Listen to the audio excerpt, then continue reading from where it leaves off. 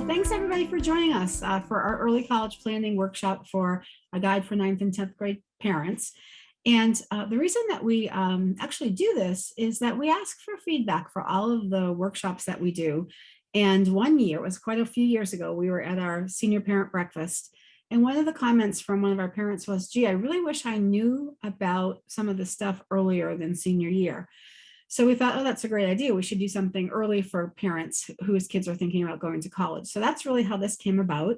And we will have an evaluation at the end of this. And I ask you to be sure to fill that out because we do listen to what you have to say. And sometimes we get some great ideas for future programming. So again, welcome to Early College Planning. As mentioned, we will be in 10th grade classrooms on Monday and Tuesday next week, delivering a lot of the same information to the students. We'll also be giving them a copy of their transcript for the first time. But again, welcome. We're happy that you're here.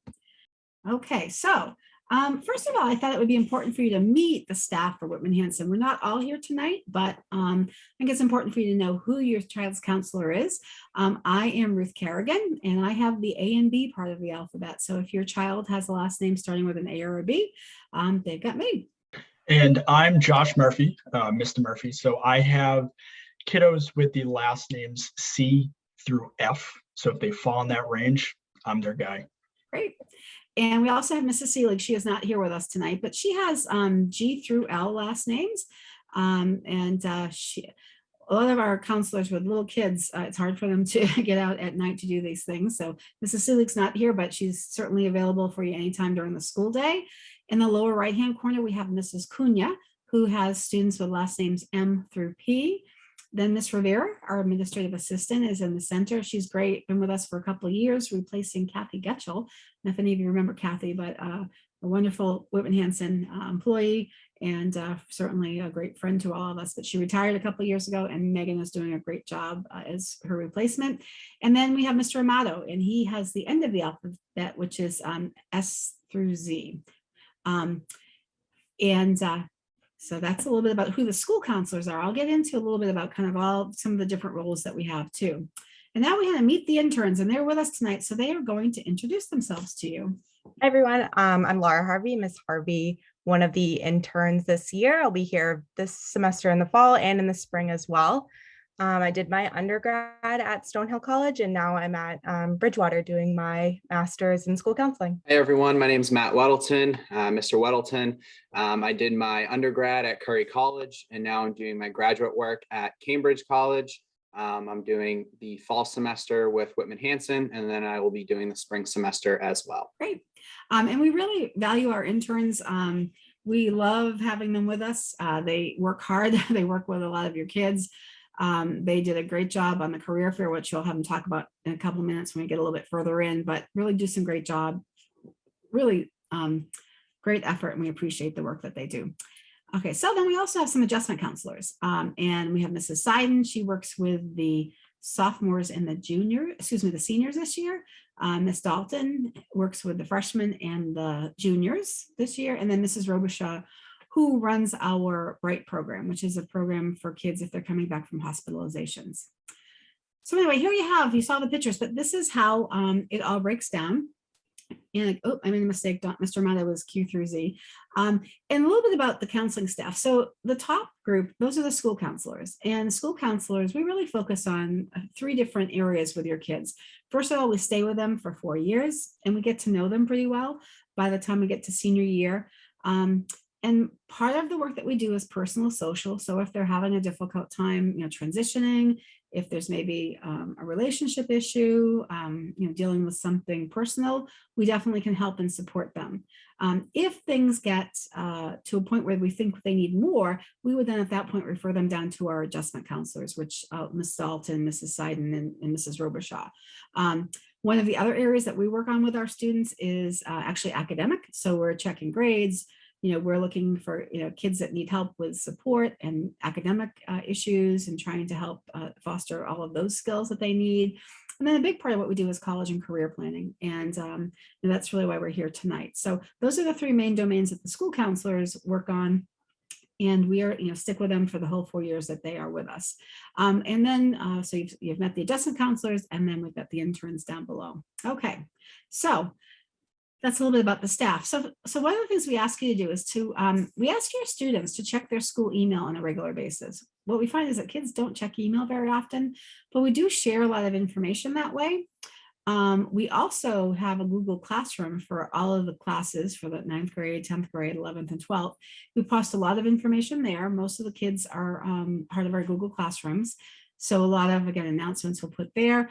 And then we also ask you to follow us on Twitter or Instagram at WHRHS Guidance, because we post a lot of information there as well. We'll also, in terms of communicating with you, send things out through Campus Messenger. So again, communication is a really important thing in all of this. For your kids to see us, what they need to do is just stop in school counseling anytime. They're welcome to stop by. They're welcome to email their school counselors, or these QR codes are all around the school. They can scan it and sign up online.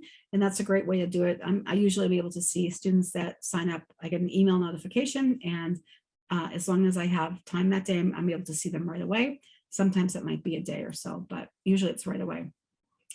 So our agenda, we're going to be talking tonight about why your child needs a plan, why it's important to think about post-secondary education, making the plan, what are the important components of it, the role of the school counseling department. We're going to talk also about colleges with students with learning differences. And then we're going to be taking like a 4-year guide to the college planning process. And one of the things that I really see as our mission for the work that we do at Whitman Hanson, certainly our mission is to work with your children, help them transition, help them manage all of that throughout their 4 years. But a really big part of our goal is to actually help them make that plan for life after high school. Because let's face it, they need to know what direction they're going to go, or they're not going to go anywhere. So very important to help them make that plan for life after high school. And sometimes those plans change. In fact, often they do, and that's okay, but we want to give them that direction. So in general, kids at Whitman Hanson, when they graduate, will either go to a 4-year college, and that's what the majority of our kids do. We also have a lot of kids looking at 2-year colleges like Massasoit and Quincy College. And sometimes students that go to the 2-year schools need a fresh start. Sometimes they're excellent students that just don't want to take on the burden of the debt that goes to a 4-year school. So they'll look at 2-year school first. We also have a lot of kids that will look at post-secondary training. And what I mean by that is kids that want to become EMTs, work, go into the unions, work as electrician, HVAC, plumbing, cosmetology, those types of things. And then we also have students that look at the military. And every year we have a number of students that choose that path. And one of the things we want to let you know is that we feel that all of those paths are viable and equally as important as the other. We don't value 4-year college more than military or post-secondary. We think that they are all really good paths, and we just want to help your child make the path that's right for them. And we do that through a lot of the work that we do through our school counseling curriculum. So what are students thinking about? Well, not always about this when they're in 9th and 10th grade. I mean, not always about college and career. They're thinking about TikTok and Snapchat and music. And obviously they're thinking, about COVID. But what we really want them to start thinking about is making that plan for life after high school. So, do they want to go to college? Do they want to look at the military? Are they thinking about jobs and careers? So again, our whole, big part of our job is to get them thinking about these things. And we do a lot in our program to actually help them with that. At Whitman Hanson, we have something called our Panther Pathways program, which is basically like a career and academic plan. So that, we have a series of things that we do over the 4 years they're with us that leads them to kind of a unique personalized path toward post-secondary success. And I'm not going to read all of these things to you, but this is the school counseling curriculum, at least part of it. So we're very intentional. If we only worked with the kids that, came to us with issues or problems, we would probably spend about 90% of our time with about 10% of our students. But we know it's important to see everybody. So we have a school counseling curriculum so that all of our kids have access to high quality college and career planning.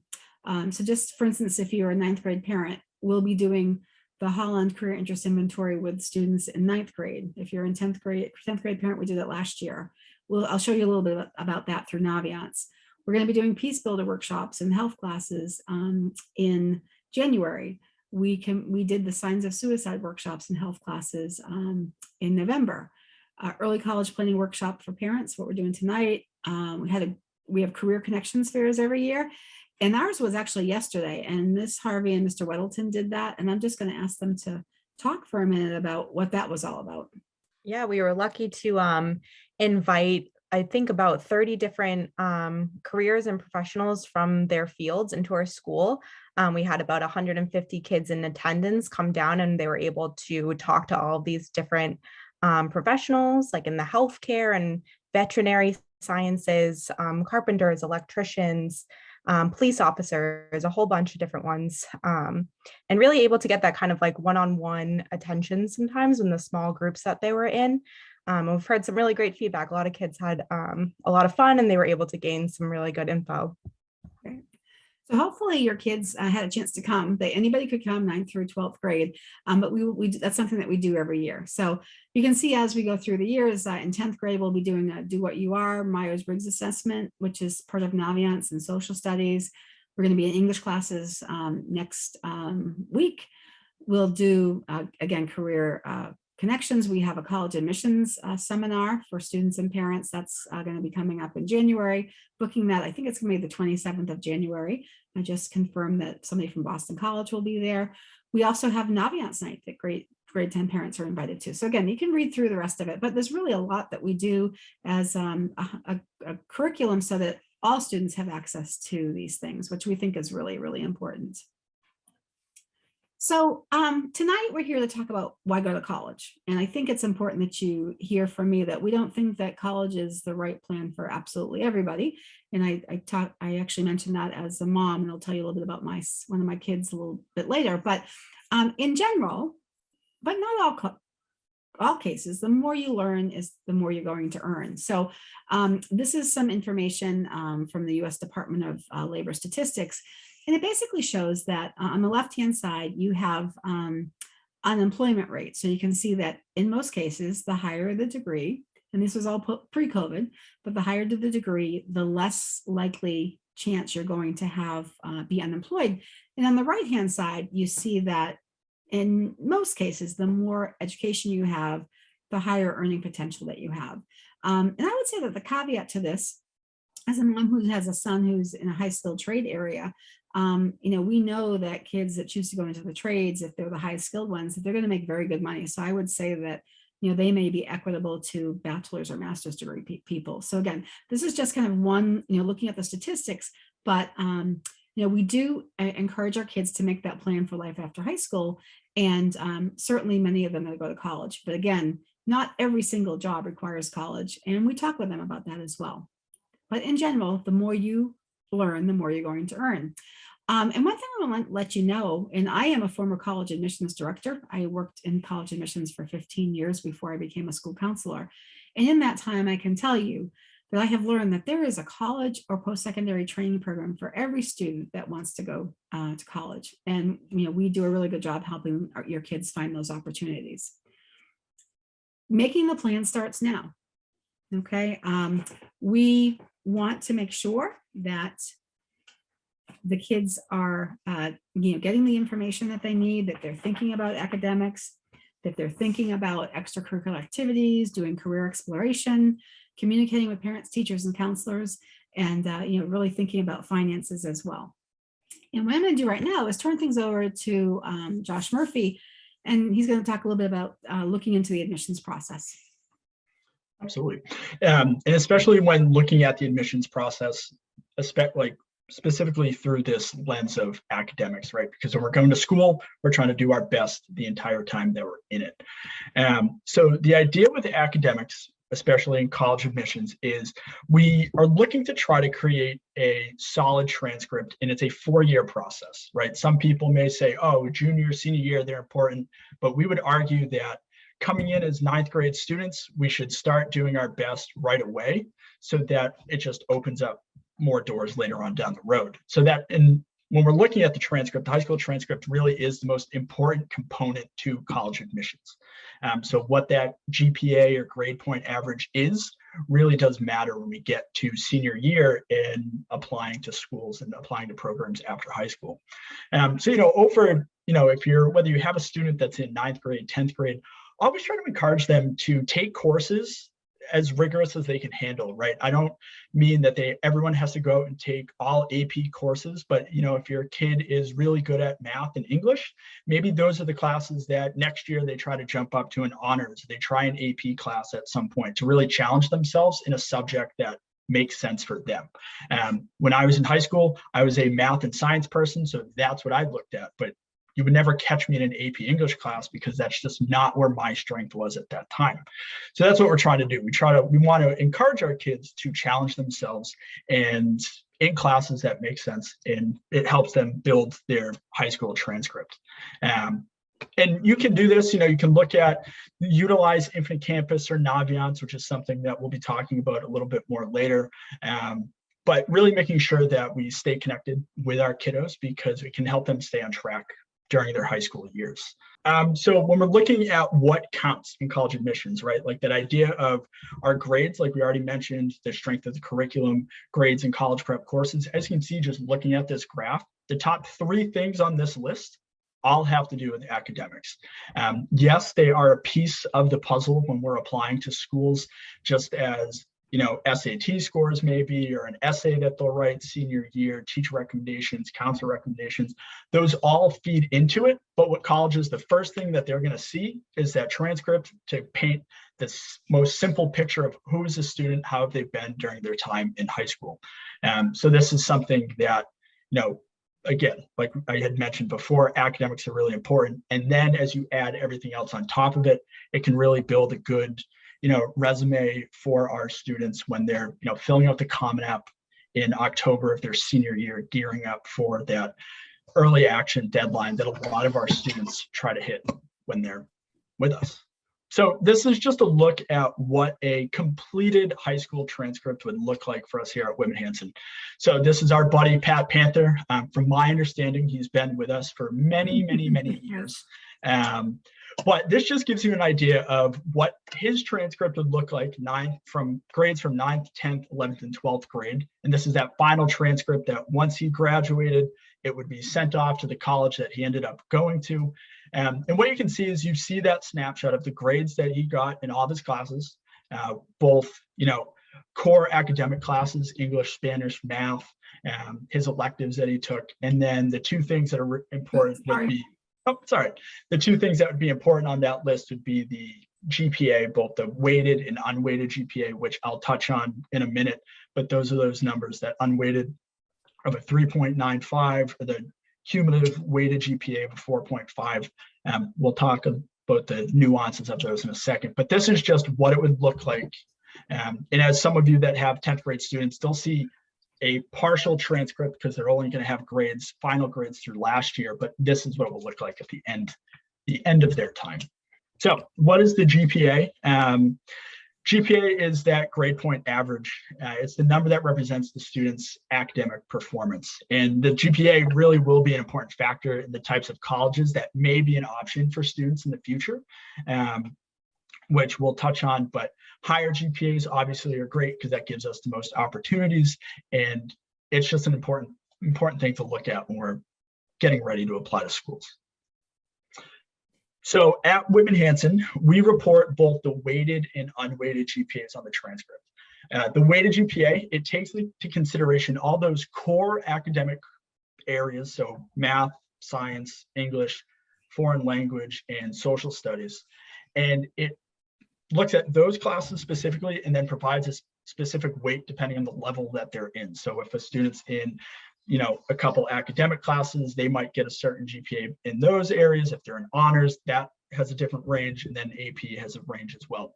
So depending on the level they're in the core academic classes, that is the weighted GPA that gets pumped out in some formula that doesn't make sense to me, but a computer does it. So that's the best way that I can describe that. The unweighted GPA is also important because this looks at, all the classes that the students are taking, gives them all the same weight. So, if students in an art elective, but also an AP English class.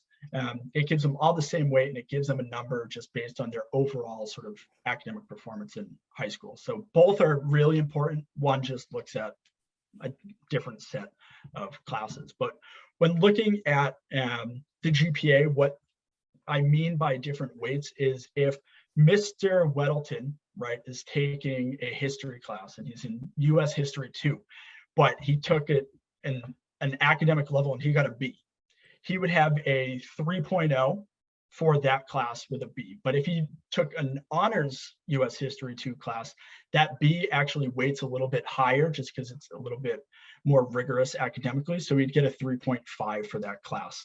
And then with an AP, it would bump up to a 4.0. So this is where we say, if a student can challenge themselves in a subject area that makes sense, it will give them, a little boost in their GPA, especially if they continue to do really well in those classes.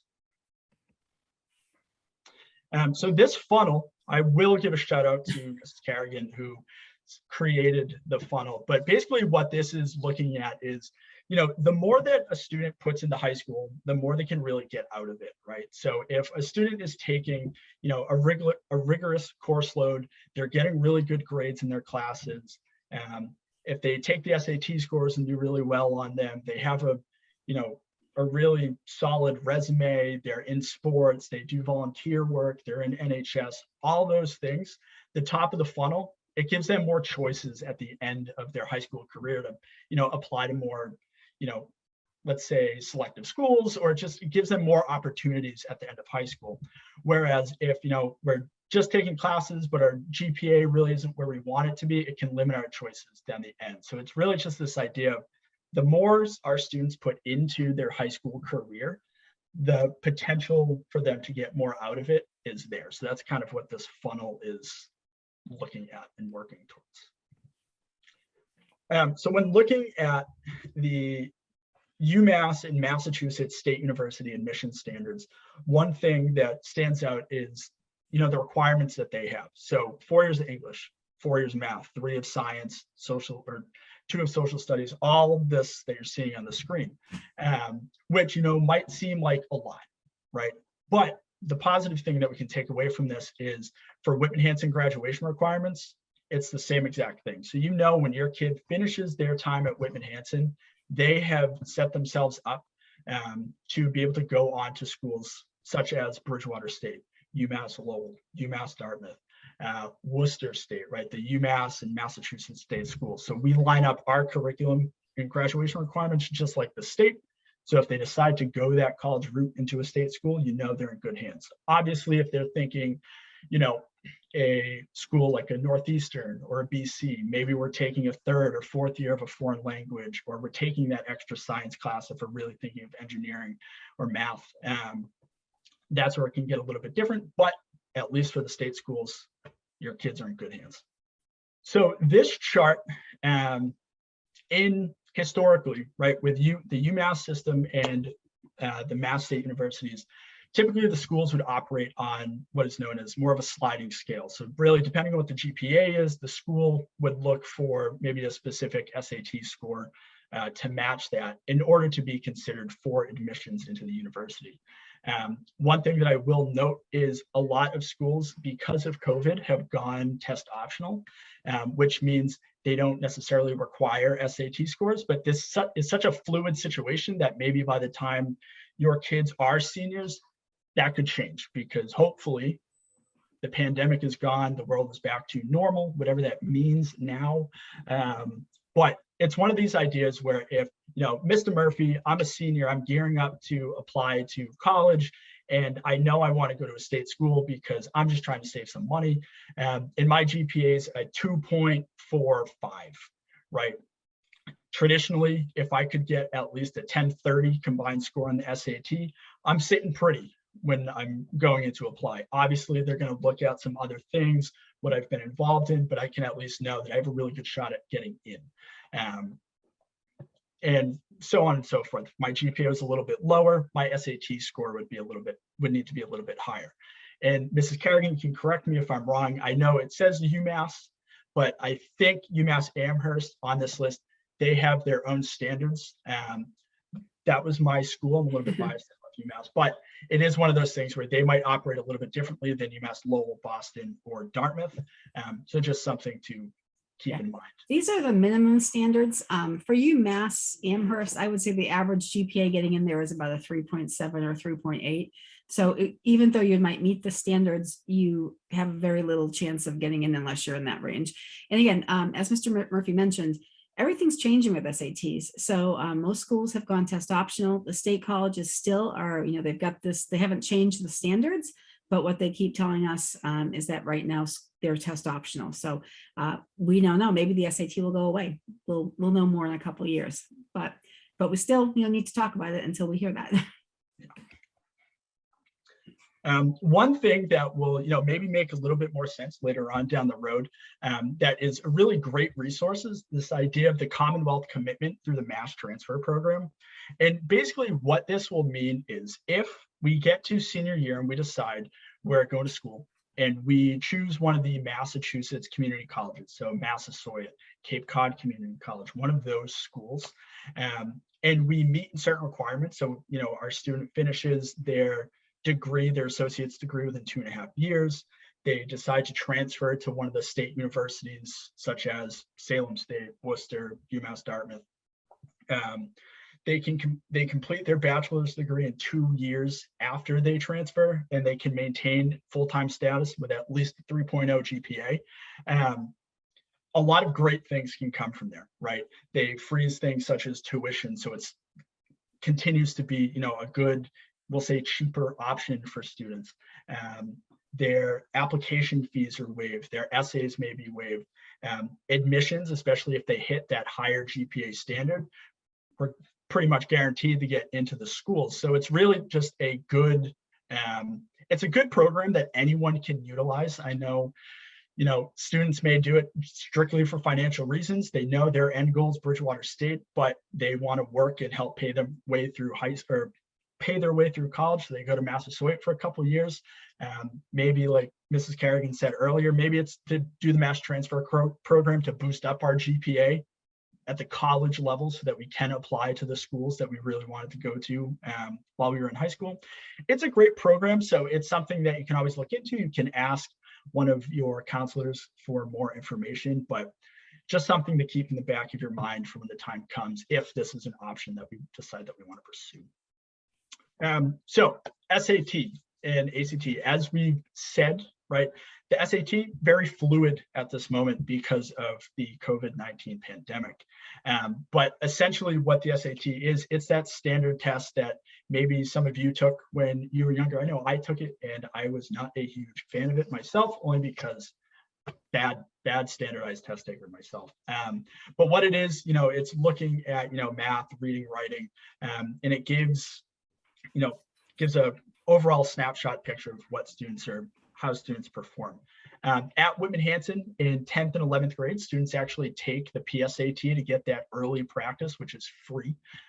We had it October, right, the second week of October. So for those of you that have 10th grade students, they would have taken it then. But the good thing about this specifically is through a program called Khan Academy, we can get, or you can have your students connect their test scores, which I do believe came out on Monday, to Khan Academy through College Board, and they actually can get a free personalized study plan to look at their strengths and weaknesses and figure out, give them practice sets and tips and tricks to do a little bit better on it. I do know when students take advantage of Khan Academy specifically, they can really see an improvement in their score, right? We don't have to study it 8 hours a day after school for 6 months. But, if a student is really serious about it and takes maybe an hour a week, they could see an improvement in their SAT score when they go to take it later on down the road, which may bump them up to a certain level to help them get into that school that they're really interested in. Even though SATs have been pretty fluid as of late, in a lot of schools are test optional. There are still some schools that do require them. I know a lot of schools in Florida specifically are requiring kids to submit their SAT scores. So just because maybe Massachusetts schools aren't, if we're thinking of going across country or to a different part of the United States, we maybe something to look at. So it's always important to stay up to date with those schools that we are interested in, just so that when we get to the application process, we know we have everything we need to apply. So one of the big things is Infinite Campus. I'm sure all of you are familiar with it, at least at this point. But it's that online tool that allows students and all of you to keep track of things such as attendance, schedules, assignments, report cards, progress reports.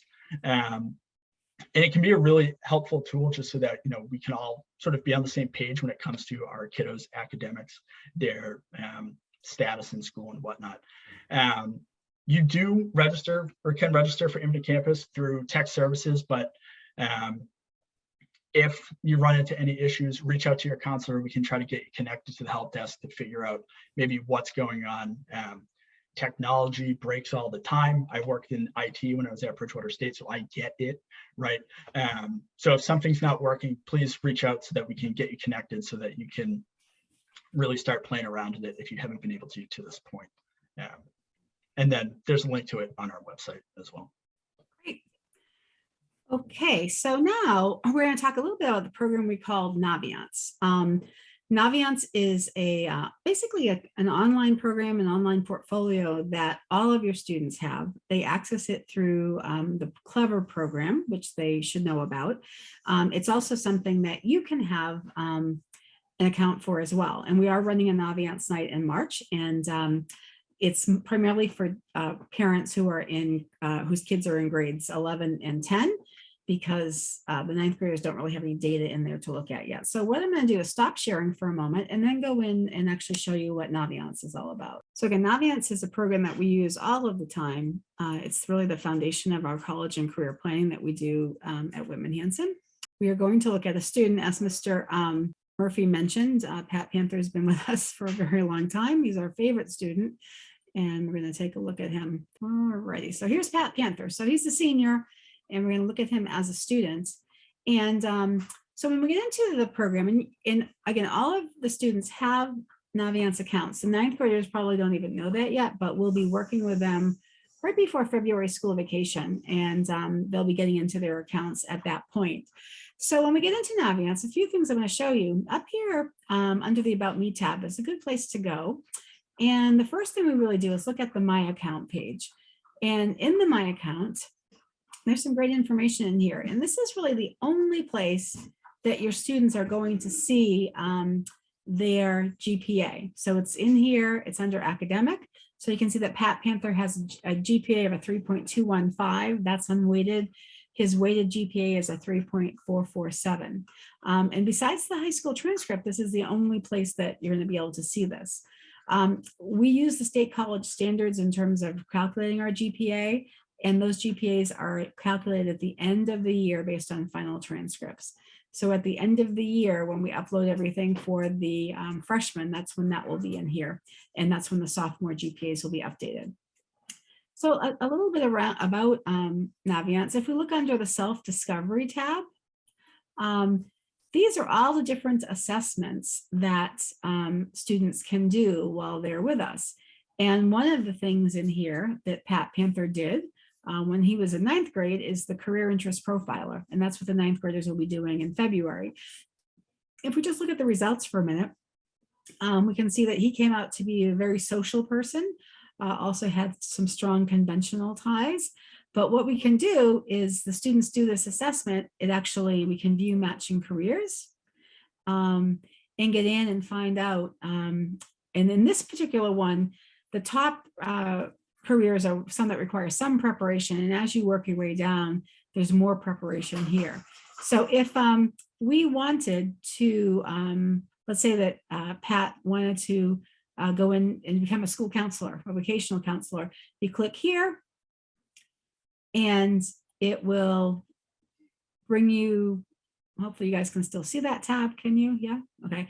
It'll bring you information about the position, about across the United States, what information is there, all the different skills that you need. So it's a great tool. If we go back to our self-discovery homepage, one of the other assessments that we'll be doing is the personality or the do you what you are. This has a really extensive report. And this is something that, career counselors use, out in the world for working with students, but you can look at the full report. He comes up with a personality test, and all of the different parts of that are here, explains the personality, what some of the blind spots are, some of the things that will be important in his job. And again, you can look at all different types of careers in here. So it's a great tool. And there are some of those that we don't always do, the kids can do on their own. So there's a multiple intelligence workshop in here, Strengths Explorer, Career Cluster. They do that when they take, usually when they take financial literacy. So some really great interest inventories, and everything is stored right here in Naviance, and it's really like our electronic portfolio.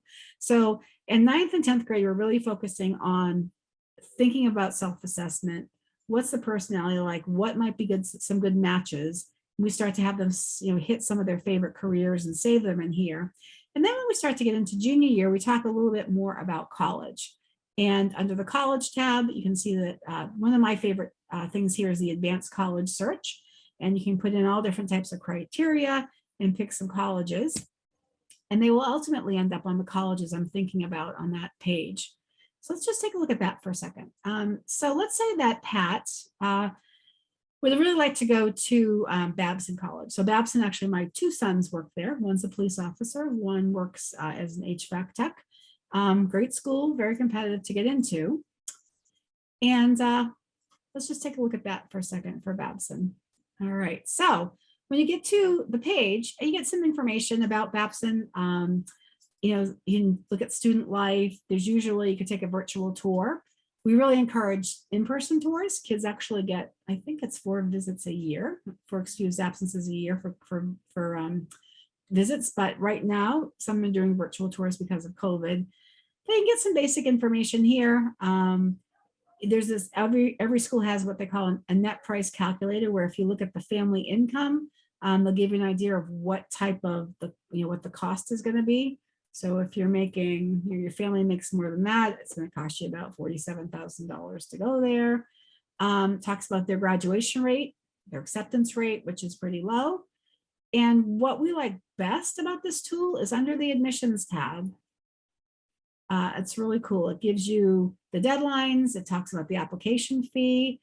Then it gives you a little bit of a history for Whitman Hanson. So these are just Whitman Hanson kids over, we actually have results, I think, back till 2010, although we've been using Naviance longer than that. But yeah, I think, sorry, so we've got them past 2013, but you can look at the history of, how many kids apply, how many kids get in. Obviously, this is a very competitive school, but what the best part is that we can look at these scattergrams, and we can look at where Pat stands. So Pat is the little blue person right here, and he's on this scattergram and on a grid, and the grid represents where his SAT stands and where his GPA stands. I think we looked before. His GPA was a 3.447, his SAT was 1100. And so if we look at this, if this is the school of Pat's dreams, I don't know, he's around a lot of red X's, and those are the kids that didn't get in. And these are just Whitman Hanson students. So if Pat were looking at this, he might want to think, gee, I'm not sure what my chances of getting in here. I might want to look at some different schools. But this is just a great tool. Colleges, application fees are expensive. It might be $50, $75, $100 for an application fee. So if the numbers aren't working for you, it might make sense to maybe look at some different schools. On the other hand, let's say that Pat looks at, we look at colleges again that I'm thinking about. Again, BC, he'd have a hard time getting into as well. But let's say he wanted to look at Bridgewater. Bridgewater is a great school close by. And again, lots of good information here. We look under the admissions tab, and a lot higher acceptance rate, 90% get in versus 24. We certainly have a lot more kids going there. But if we look at here, all of these data points, all these check marks, the green ones are kids that got into Whitman Hanson, get into Bridgewater. The red X's did not, but Pat's right there. So we could solidly say if Pat chooses to apply to Bridgewater that he's got a very good chance of getting in. So this part of our college and career planning tool is just really fabulous. Looking at data from Whitman Hanson. So all of the marks on this scattergram are kids that have access to the same curriculum that any student at Whitman Hanson does. So it's a great predictor. Again, we can never predict entirely, but it's a pretty good, you can get a pretty good idea of what your chances of getting into that school are. So just a great, great tool. So again, probably the two things that we use the most would be the self-discovery. We do work on careers, looking at different things, and the college part. Another thing I'm going to show you under the home page is we have a link to the Bureau of Labor Statistics Occupational Outlook Handbook, and that's right down here on the bottom. Also the college scorecard, which I'll talk about in a minute. But this Occupational Outlook Handbook is amazing. It's from the U.S. Bureau of Labor. And one of the things when we're talking to kids about, what careers they might want to go into, we really encourage them to look at this because you want to know where the jobs are going to be. And if you prepare for a job, are there going to be, or you could prepare for a career, are there going to be jobs available in that? So let's say, I don't know, one of the folks at the career fair yesterday was a graphic designer. Works for Dunkin' Brands, actually a Whitman Hanson alum as well. He came to share his expertise and his talent. So, and I had a student that came specifically to see him because he's interested in graphic design. So you can type it in here.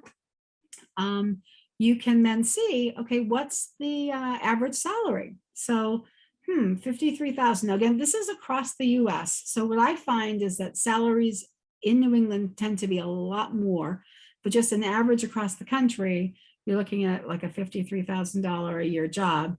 You need a bachelor's degree typically to get into it.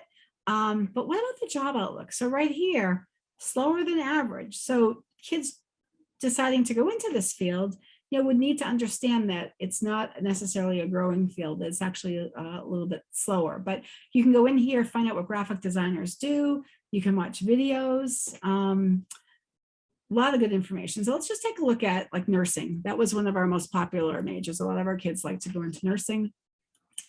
So if we go here, get into registered nursing, we can see here that, oh, wow. The average salary is up to 75 across the country. I think most nurses I know that are in this area are making at least $100,000. Typically, you need a bachelor's degree, and look at 9% as fast as average of all occupations. And if you're not really sure, maybe you think nursing, but you're interested in other occupations too, you can hit similar occupations and see all different types of things. Dental hygienist, the person that cleans your teeth. Maybe somebody doesn't want to go to school for 4 years, so we do 2 years with an associate's degree, and that median pay is $77,000. So something to think about. A sonographer, again, a 2-year degree is making $70,000. Physician's assistant, well, that's going to be a master's degree. It's more education, probably more college debt, but $115,000. So again, this is just a great tool for our kids to use. Again, we're going to invite 10th and 11th grade parents to Naviance night in March. We'll give you an account and show you how to use everything. So it's really a great tool. So we showed you the Occupational Outlook Handbook. Again, if you want to go directly instead of going through Naviance, you can. This is the page there. And then this is also this college scorecard. If you want to go in and look at different colleges to see if kids are paying back their student loan debt, how much they're making when they, graduate from a particular college, the college scorecard is a way to do that. So, and again, this is information from the Department of Education. So we encourage you to take a look at those 2 resources as well. All righty, and at this point, I'm going to turn things over to Mr. Weddleton. Awesome, thank you very much. So extracurricular activities are super important when deciding on college. We encourage our students to definitely get involved as much as possible. The good thing about Whitman Hanson is that we do offer so many clubs and activities, and they're all after school during the course of the week. So that list was sent out to all of you via email. So if you have a chance to kind of look over that, if your student is not in a club or in an activity yet, definitely take a look at that list and see if that's something that they might be interested in doing. So we definitely, like I said, encourage your student to get involved as much as possible as soon as freshman year. And being involved shows that your student is well-rounded, and it's a great way to build your resume. The more that you have in your resume, the better it's going to look for colleges once you start applying. And so just jumping off that, we obviously want, your students to get involved in those clubs and activities that they enjoy. So we want them to be selective. We don't want them to say, oh, okay, I'm going to join, 10 clubs, but I'm only going to go to maybe one meeting. We want them to be selective and join clubs that they really feel passionate about, that they would want colleges to know that they have a real good connection to, and that they're really interested in.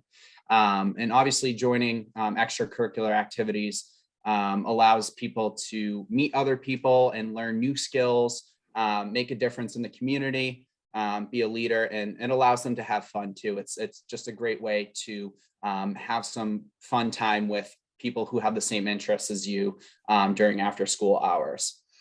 We also encourage the students to look into maybe trying to get a job during high school, or maybe looking into some volunteer work.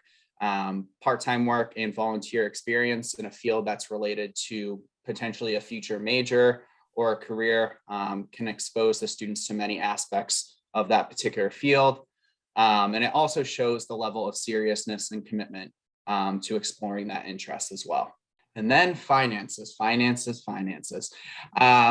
Very important, obviously. College is super, super expensive. I'm now in graduate school, and I know that I have more loans coming. So we obviously, if you haven't already, start to talk to your children, but be super realistic about college and where they want to go, where they want to apply to.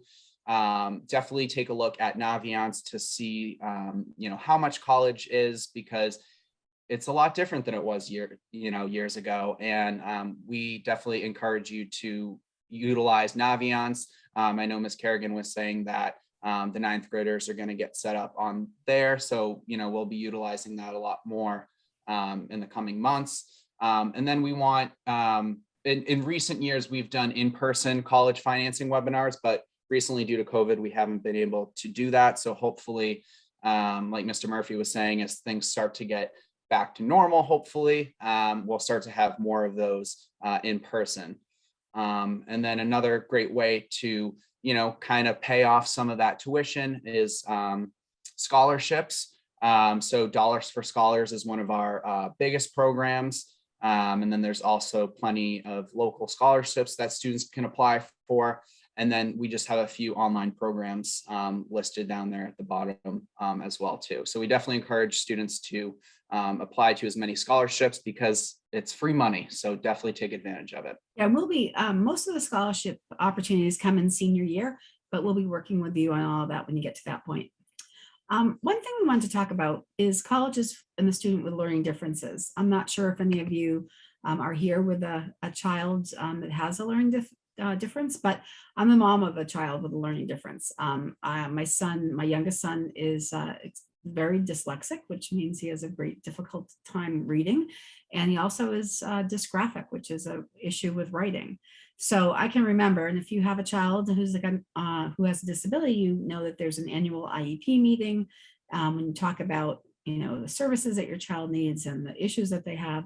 And I can remember being in middle school and me being at a meeting. He wasn't there, but me actually crying, thinking, oh my goodness, what is going to happen to my child? He's having difficulty reading. He's having difficulty writing. He's a really smart kid, but I just really wondered what the future would hold for him. Like, how would he be able to make a living and do what he needed to do? And what I want to tell you is that he's doing just great. So, I want you to know that there is help out there and that there are ways to work with your counselors to help your children thrive. My son in particular went into an area that he didn't have to go to college for. He's works in the HVAC field. He has a great job. When he was filling out his application about 2 years ago, at that point he was 24, And it said, what's the lowest salary you would take? And he was typing in $80,000. So again, a high skilled job, no student loan debt, doing great. And he also has his own company, a small business on the side that he does work for his own company. So again, know that your kids will be okay. Work with your counselors, and we can try to help find them good paths. In general, if your child does have a disability, accommodations for colleges, for SATs and ACT testing may be available. So you want to work with your counselor. I know every time I go to a 9th grade IEP meeting, we talk about that and actually start the process at that point. And sometimes admission standards at some schools might be modified. If your child has a language disability and can't do a foreign language, that might be a modification that they would, that the school would waive. There's also, when you think about programs for students who learn differently, there's a difference between specialized support programs and services. So services, most colleges are going to have services. A student would take their IEP and their most recent testing and go to the student support center at the college, and they would work with them and maybe help them with tutoring or help them with accommodations that they're going to need at the college level. So again, those are services, and almost every college I know of has services for students who have disabilities. Sometimes students want a little bit more support than that, and these would be specialized support programs. So on this list here, there are some programs at Curry, at Dean, Massasoit, Westfield, Mitchell, and Landmark. Those are really the ones that we know about that are kind of close to us. And sometimes there are extra fees imposed there. But again, all schools are going to offer support. It's up to the student with a disability to actually disclose that to them, but they will offer support. And we just want you to know to work with us, and we can really help you and your child through this process of college applications.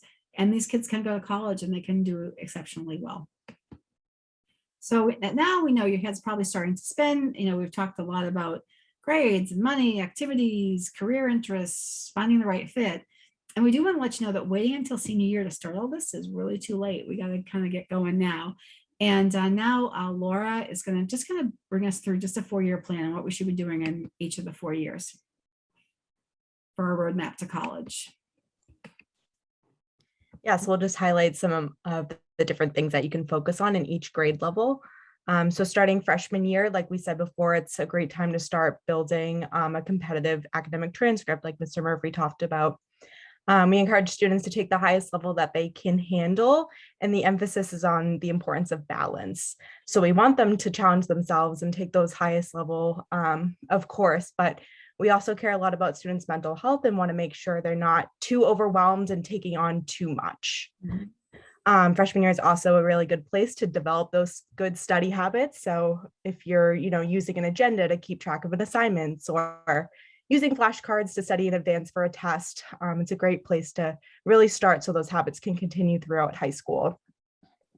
Freshman year, your students will start getting to know your counselors, and they'll be with you, every step of the way up until senior year.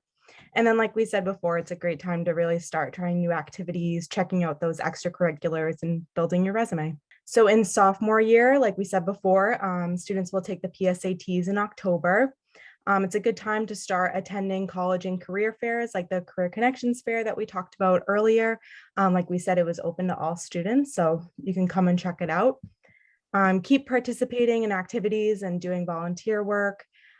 Begin researching and maybe even touring college campuses. Like we saw in Naviance, there are some virtual tours, but we do encourage in person to get a better idea of the school itself. And again, just consider choosing rigorous courses like honors or AP if recommended, with keeping in mind balance. So then in junior year, students will take the PSAT again in October, and then they can start to sign up for the SAT and ACT in the spring of their junior year. Go on the college visits, go on the college tours. In the past, there has been local college fairs at Whitman, Hanson, and Silver Lake, and there's been the Boston National College Fair that would happen in the spring. But since COVID, that hasn't really run And we've had a lot more virtual experiences available, but hopefully, as we said, as we kind of get back more towards a normal, whatever that looks like, we'll be able to offer that in-person stuff again. We're still choosing rigorous courses for senior year, and maybe even thinking about doing like the internship course for senior year as well. And then finally, 4 years goes by and we're in senior year already. So the students will begin meeting with counselors to really narrow down and finalize what colleges they want to apply to. And like I said before, again, your counselors are there every step of the way to help them out. Students can still take the SAT and the ACT in the beginning of their senior year. They're going to start asking their teachers for recommendations for their applications.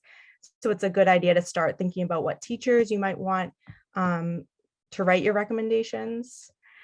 Students will do the college essay project, which is actually in their English classes, where they'll write their college essay and then have college reps from various college actually look at them. And so this year we had college admissions reps, I think from like BC and Umass, for example, come in and read these essays and provide feedback for the students. So it's really great. They'll actually get feedback from somebody who would be actually reading the essays. And then also in your senior year, just making sure to check off all of your requirements, double check all of your deadlines for the colleges. And like we also said before, just making sure we're keeping finances in mind and having those conversations about finances. Sometimes there's virtual workshops from like NEFA that they've been offering to talk about like college financing. And there's also been like virtual FAFSA workshops in the past, but we'll keep you updated on all of that stuff as it comes. Okay, now what we're going to do is actually play the GPA game. And if we were in person, you would be participating in it, but we actually have a video of it, which is great. So it's what we are is we have 9 people, and they'll be going to be holding up signs of their GPA. So again, their grade point average. So it ranges from a 3.1, that's 3.0, I think, to a 3.9. And you're going to see how important the GPA is and how important some other things are. So we in the audience are actually the admissions committee.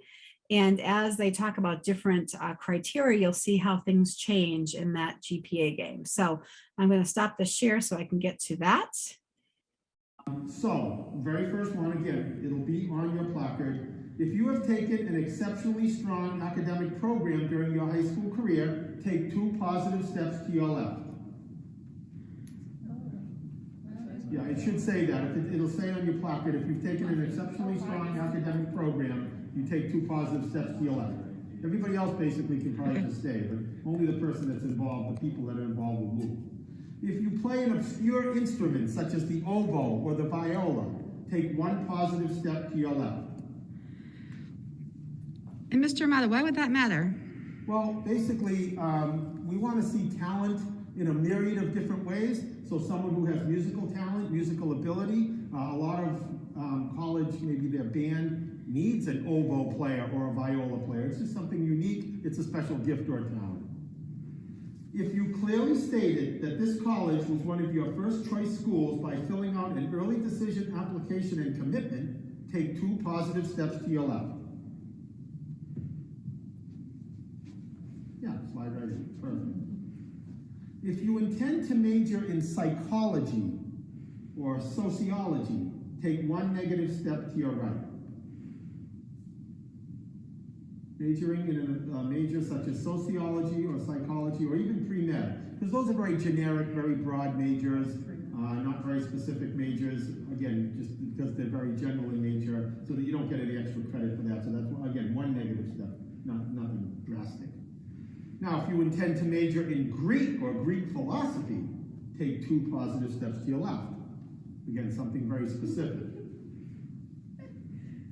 If you do not know any of your teachers well enough and had trouble finding someone that could write you a college recommendation in your senior year, take 2 negative steps to your right.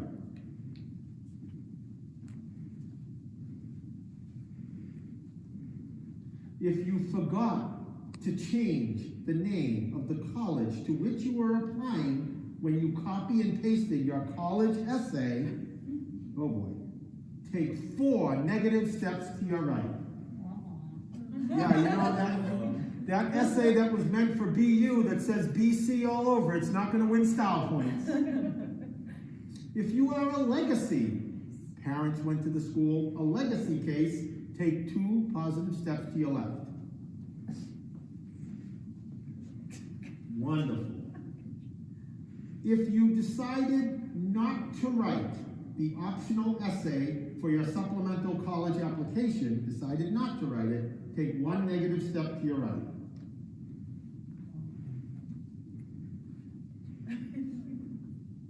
If the topic of your essay for college was my trip to France or what I learned about playing sports, take 1 negative step to your right. Now again, the college essay is really the first chance for a college or a university to get a taste for you and to hear your story, as opposed to the statistical data, you know, with your transcript and your GPA and all that. So the essay is kind of important in that regard. So a bland topic may not excite an admissions committee. Now, if you wrote the essay of the year, the one that the college admissions staff passed around and was just so remarkably impressed with, take 3 positive steps to your left.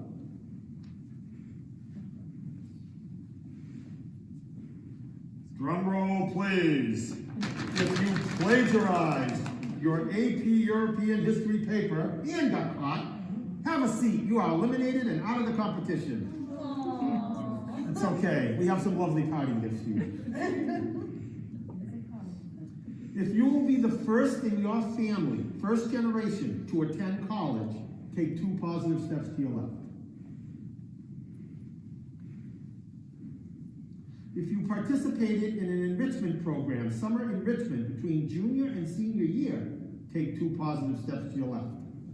Like to see that commitment. Students got some, ability to kind of stick to it and improve themselves, make themselves better. That's a good thing. If you have participated in no extracurricular activities during your high school career, take 3 negative steps to your right.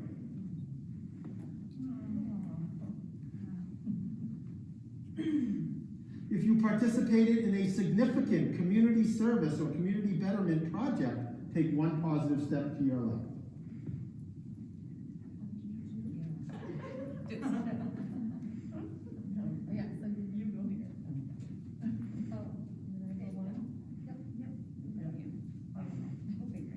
If you participated in varsity athletics, take 2 positive steps to your left.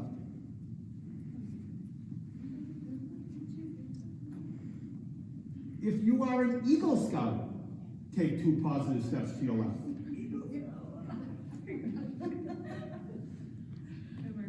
If you are a varsity athlete and took 2nd place at the regionals or sectionals of your sport, take 1 positive step to your left. If you got a D as in dog, in an academic course near the end of your junior year, take 3 negative steps to your right.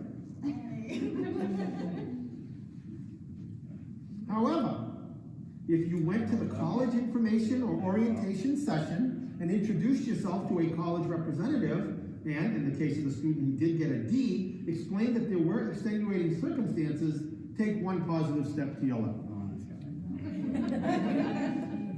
Ms. Marr, please call attention 7410. If you are a legal resident of the state of Idaho, take 3 positive steps to your left. Colleges obviously love diversity, racial, ethnic diversity, geographic diversity. So obviously, especially in Massachusetts or Idaho, that would be good geographic diversity for them. If you never gave your school counselor any personal information to use in writing their college recommendation for you, take 1 negative step to your left. I'm sorry, to your right. If your last name is Kennedy and the name of the college library is Kennedy, that's no coincidence. Move all the way to the front.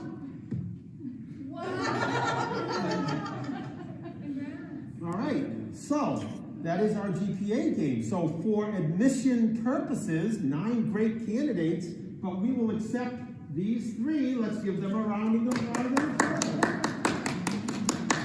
So I think the big thing to remember is obviously GPAs are excellent, 3.2, 3.4, 3.6. nothing against a 3.9 or a 4.0, but I think the colleges like to see the, the well-rounded student. It's more than just grades that will get into college.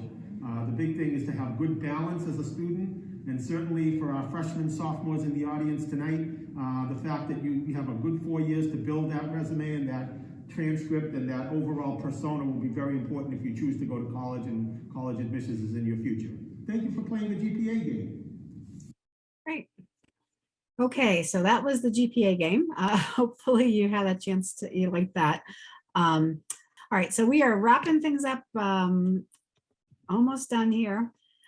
So just, what we want, the last thing I want to tell you is that don't worry about this. We can help you. It's something that we do very well at our school. So work with us, support your child to stay on track, and just communication with your child's school counselor is really key. We thank you for coming. We hope that you will take a few minutes just to fill out the evaluation. And